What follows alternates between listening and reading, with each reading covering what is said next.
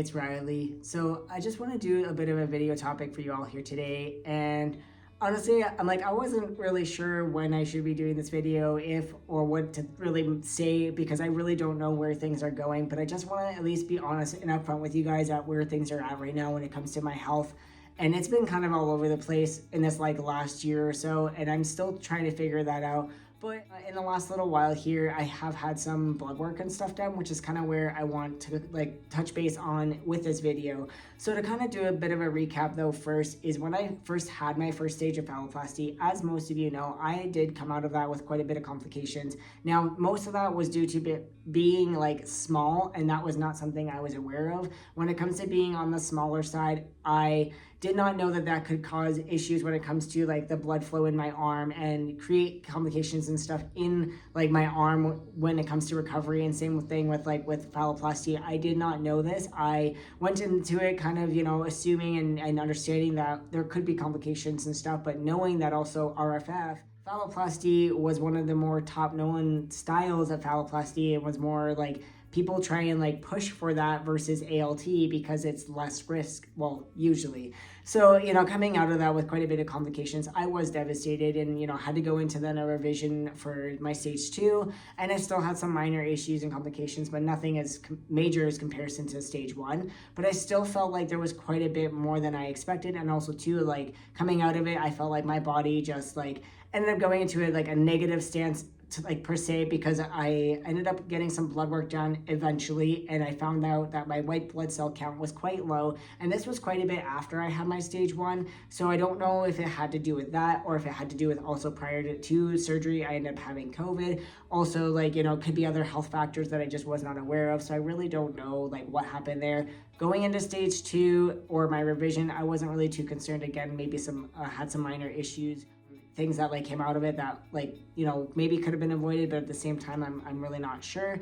But then now going into my stage 3, I want to make sure I'm in the best health that I can be. And recently I've just been very aware of my body and how I've been feeling, and I know it's not been 100%. So I've been going in and getting some blood work done and seeing my doctor quite regularly in this last little while and just trying to figure it out. And I know that something is off. I'm not sure on what, but we have had some blood work come back, and there definitely is some things that have been red flag. And I know one of those is my iron. Another one of those is my white blood cell count, which is still slowly coming up. Honestly, there's been a few. I think there's about 7 to 8 maybe things on my blood work that were red flag, and I'm really not sure what all those together mean, but I am seeing my family doctor about it. We are trying to figure it out and figure out what the next best steps are and where to go from here.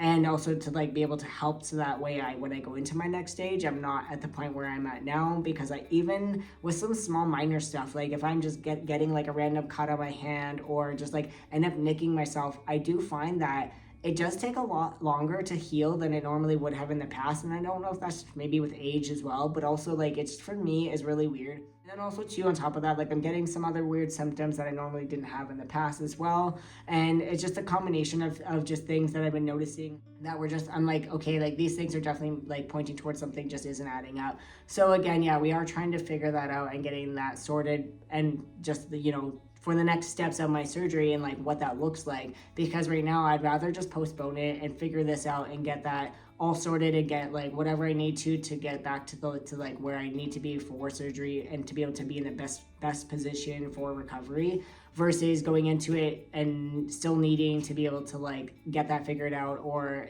put myself in a position again where I'm having more issues or more complications or cause issues that I don't need to be, and further hinder my recovery and my results than where they are already. So I don't know, I'm trying to figure this out, and I honestly don't know what that looks like or means for surgery.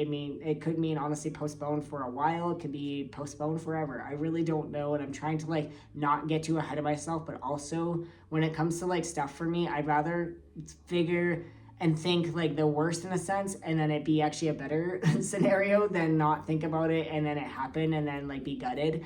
So, you know, I honestly don't know what it means for my next stage. You know, I will keep you as posted as I can, but I just want to be upfront with you guys on where everything is at right now when it comes to my surgery, and kind of also partially why like I haven't been even able to go for like electrolysis and hair removal is because like I am so focused on my health and trying to get this all sorted out as well versus going and doing my sessions when I'm not even sure when my surgery is going to be. I know, yes, I could also still be going for my hair removal. Maybe once surgery, like, and everything is all clear, that I'll be ready for it. But also at the same time, I have so much time to like spend is like going back and forth to the doctors and also like with work and also other stuff right now that I really can't balance everything. But eventually here, I will try and get back into my electrolysis and laser sessions, but also like I need to also be continue to make sure that my health is in check first. So that's kind of the most important key right now is just focusing on that.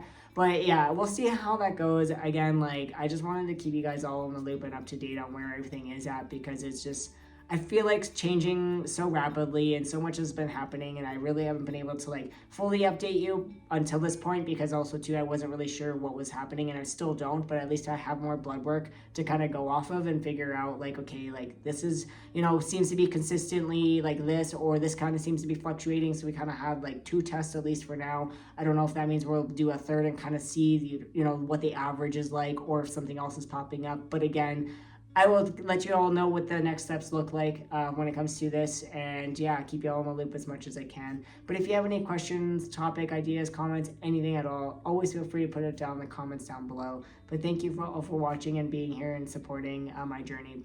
And yeah, it's truly appreciated. Anyways, thank you. Bye for now.